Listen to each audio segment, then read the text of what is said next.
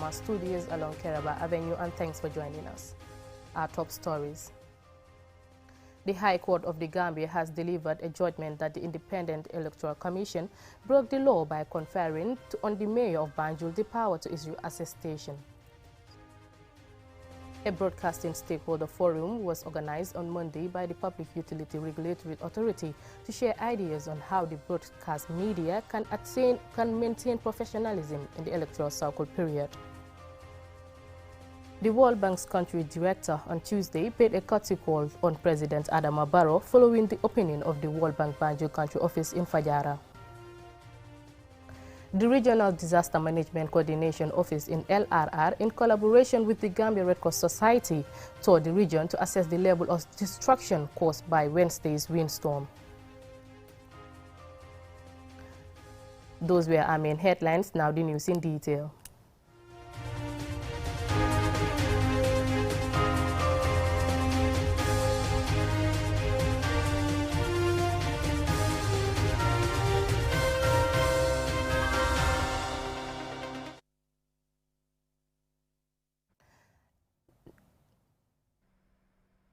Now, the High Court of the Gambia has delivered a judgment that the Independent Electoral Commission broke the law by conferring on the mayor of Banjul the power to issue attestation.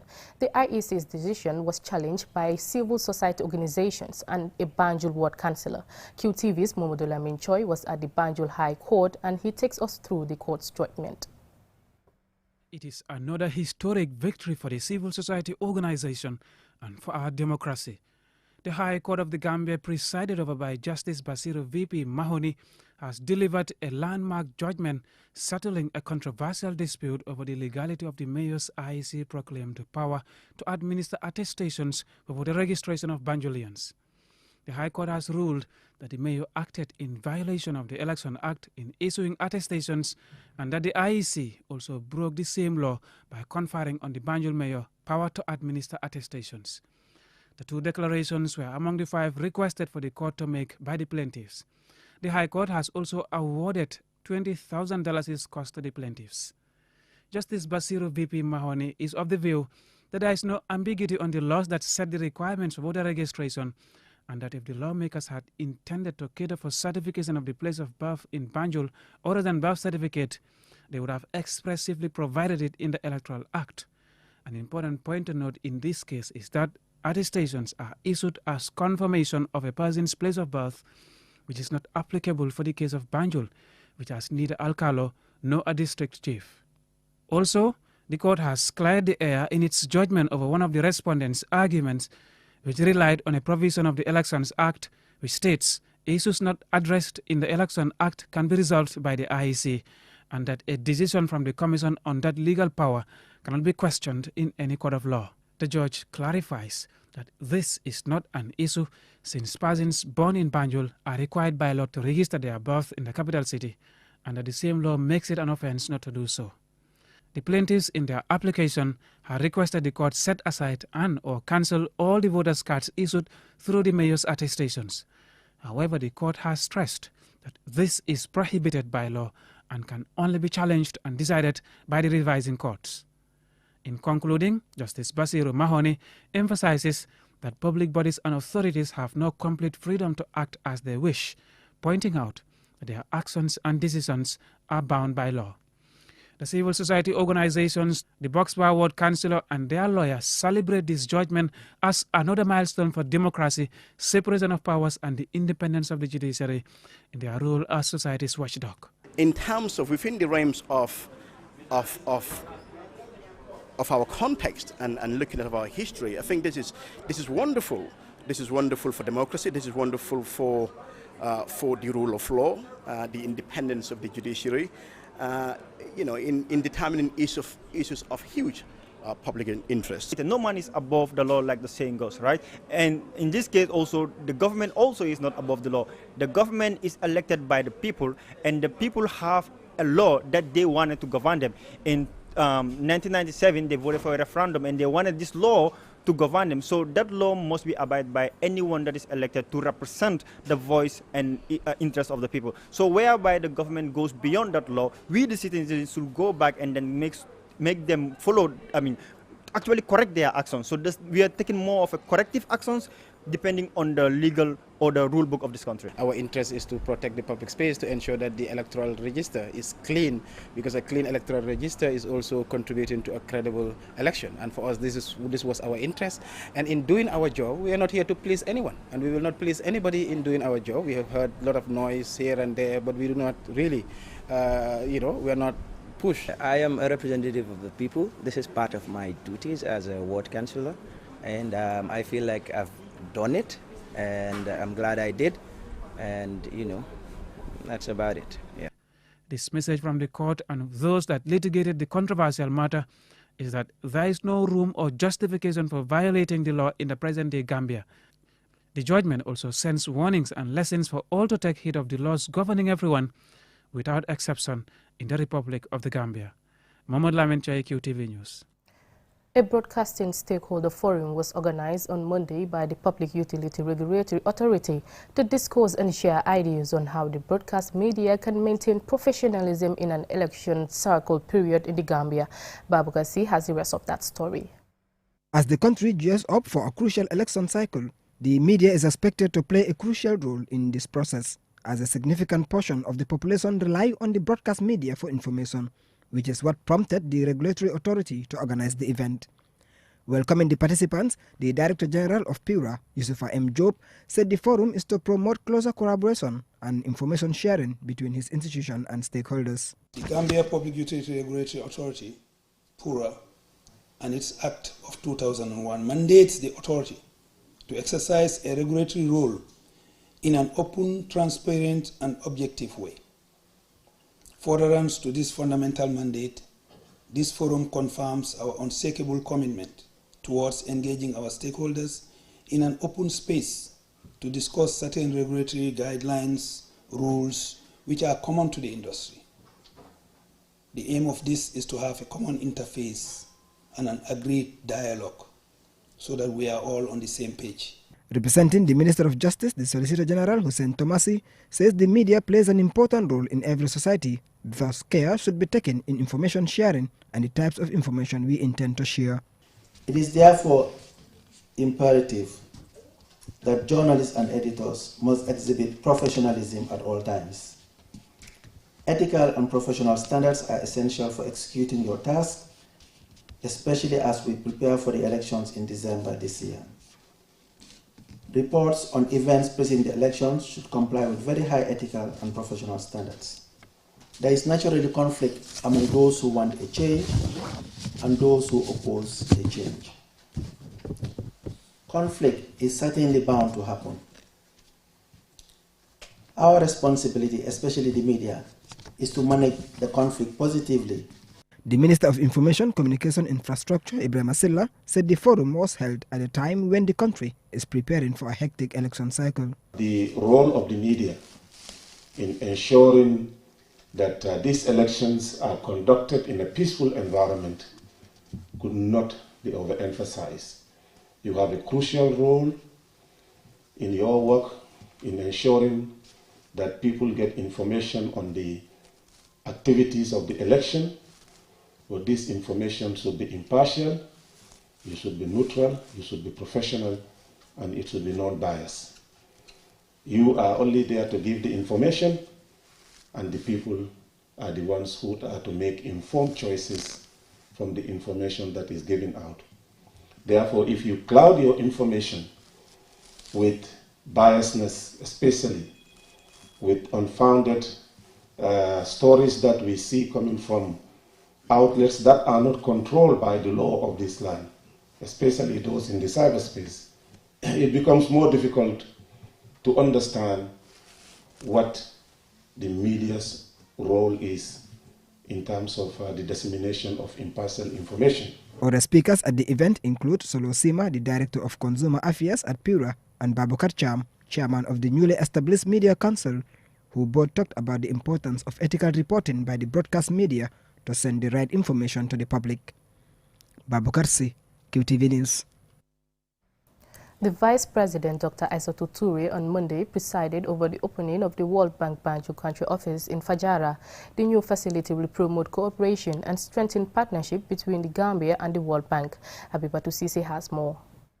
The opening of the new office is welcomed by the government, and it's expected to foster ties and facilitate easy access to information and financial transactions with relevant stakeholders. Presiding over the opening, the Vice President, Dr. Aissatou Toure, says the World Bank was the first development partner to assist the Gambia after the change of government in 2017 with budget support of $56 million. She went on to highlight the contribution of the World Bank in the Gambia's health sector. Additionally, in the wake of the COVID-19 pandemic, the bank once again stepped in almost immediately with support of $10 million, which enabled us to purchase the much-needed ambulances and health supplies. This went a long way in ensuring that the health sector was able to respond to the overwhelming demands of the system as the COVID cases grew at an alarming rate. Nathan Bellity, the World Bank Country Director, highlights the long-standing partnership between the Gambia and the bank while revealing the World Bank's future investment plans for the country. We are hoping that our portfolio will continue to grow. I think next year alone we're hoping to do at least $70 million, and we're hoping that over the 3 years coming that our engagement with the Gambia could be upwards of $400 to $500 million, provided we have a strong continued collaboration with the Gambia. The Minister of Finance and Economic Affairs, Mambrin Njai, discloses that the Gambia has made significant development through the support of the World Bank. Through the bank's support under the Fiscal Management, Energy and Telecoms Reform DPF of $30 million, the Gambia has made great strides in improving debt and public investment management. We also improved on the financial viability and service delivery in the health sector and telecom sectors. The transparency and governance framework of the SOEs were also additional areas that benefited from this support. Negotiations have recently taken place for the second DPF with a value of equivalent to $20 million, aimed at our efforts in achieving the above mentioned goal. The World Bank is an international financial institution that provides loans and grants to the governments of low and middle income countries for the purpose of pursuing capital projects. Among other assistance, the bank has supported the Gambia with $10 million COVID-19 emergency response. The bank has also made significant contributions in the areas of education, energy and agriculture. For QTV News, I am Habibatu Sise. Still to come, we have more local stories. Do stay tuned. Step into the future of television with sleek and slim design Samsung Smart TVs, ranging in size from 32 to 75 inches and in different technology. Smart LED, Crystal UHD, Ultra High Definition, and QLED Quantum Dot LED. Get new ways of interacting with your TV as our TVs offer an unparalleled vision adventure from the comfort of your living room. Ultra viewing angle, powerful picture quality, web browser, gallery, EarthNet LAN, wireless LAN built-in, Bluetooth, screen mirroring technology, mobile on TV mirroring, built-in voice assistance, Wi-Fi direct. Not only that, our TVs are backed with 12 months warranty and we are currently on a promotion. Contact us on 333-3217.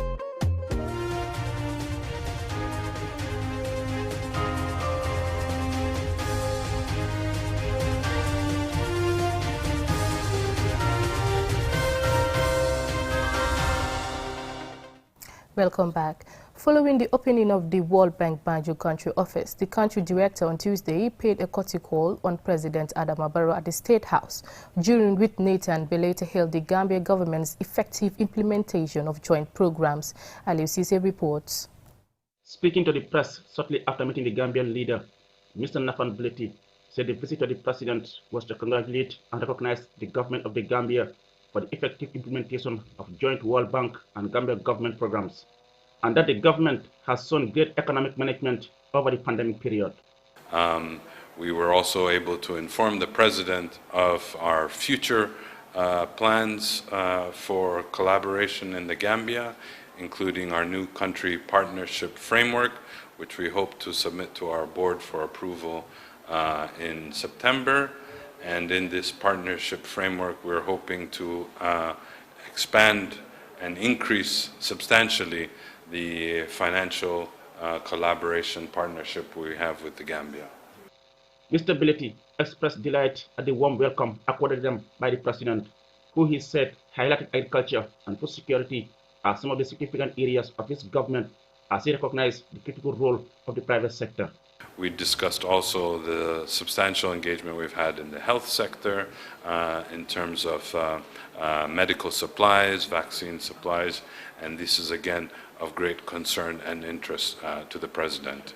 The last topic we discussed on was the need for efficient and quick support to poor and vulnerables, for example, with the recent natural disaster that happened, and the work that we need to do in terms of enhancing social protection systems to make sure that the poor and vulnerable receive the support that necessary from the government. And we are happy as a World Bank to be partners with the government in providing this financial support through those national systems.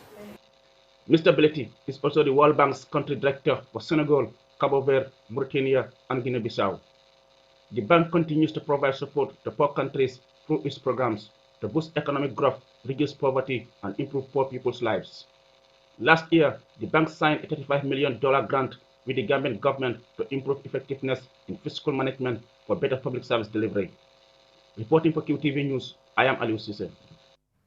7 women are to benefit from an advanced solar installation course organized by Mbolo Association. The training seeks to increase the knowledge of women in the field of renewable energy. Loli M. Kamara has more.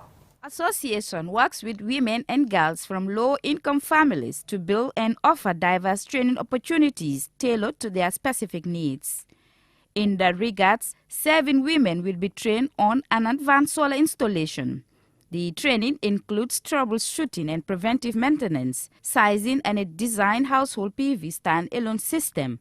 In the wider scheme of things, these women will be at the forefront of deploying renewable energy in line with the Gambia's move away from carbon and fossil fuels. Malmo Sambo, the training coordinator of Mbolo Association, reveals that these women who are to be trained in advanced solar installations already have a basic knowledge, with the training planned to continue until they are proficient enough to do the practicals on their own.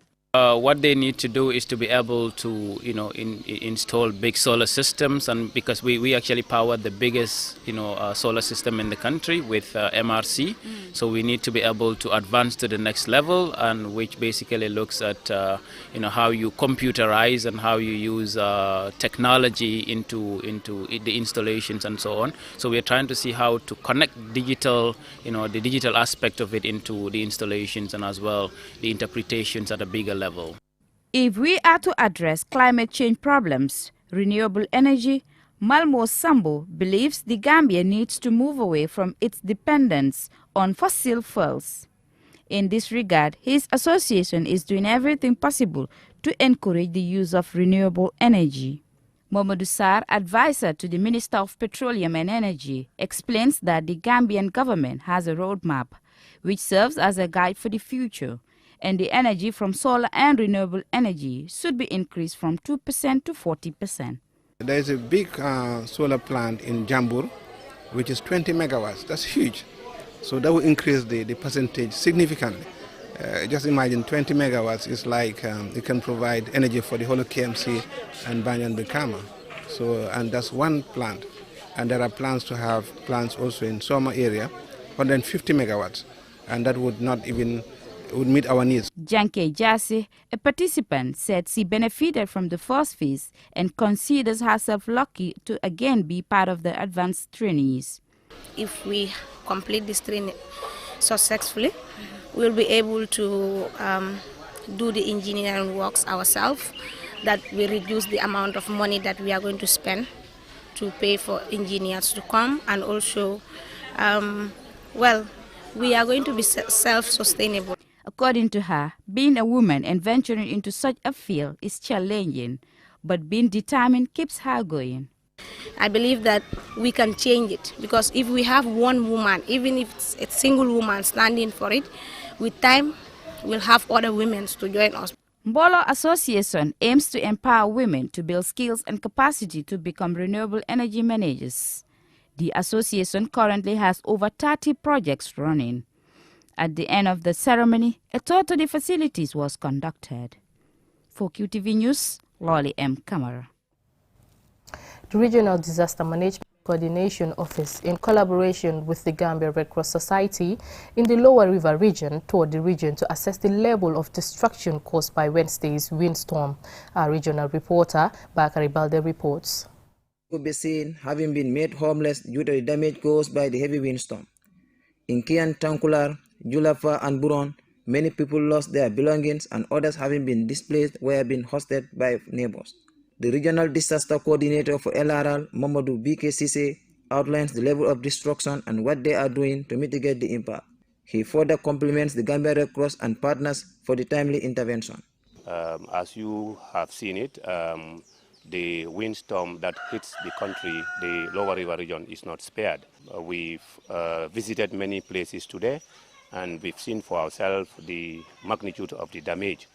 The National Disaster Management Agency and partners did not relent in their quest to ensure that they respond to the situation. According to Musa Suso, head of the Gambia Red Cross assessment team, the destruction in Lower River region is immense. He mentioned that the preliminary assessment shows approximately 70 households affected and 616 individuals displaced at the time he spoke to us. As far as the assessment is concerned, we have found out that more than 70 households in LRR has been either completely or partially destroyed by the windstorm. And of course, amounting to 616 individuals who have been affected, and many of whom are displaced and been hosted by other neighbors and other family members as we are speaking. Nyimanding Kamara of Kiamburon stated the way the roof of their only house was blown off by the wind and the immediate help they received from neighbors. She narrated that they lost valuable materials, including food items, and also appealed for help. The head teacher of Brown Lower Basic School, Lami MF Minte, explained how the destruction will affect lessons in his school. According to him, almost 3 classrooms and an office were blown off by the wind, posing a serious challenge. The windstorm have really destroyed 3 block classrooms and 1 office and a library. This really affected our learning situation. In particularly, we are working on terminal exam, 3rd term. We really need help from ministry and donor agencies and other philanthropists on helping to rehabilitate our roof before the next term. After a whole day of rapid assessment, the assessment team's initial findings indicated that 130 households in the region are affected. As the assessment is still ongoing, people are to be aware of the safety precautions and contact the relevant authorities if they have cause for concern. For QTV News, I am Bakari Balde. Before we close, here's a recap of our main headlines.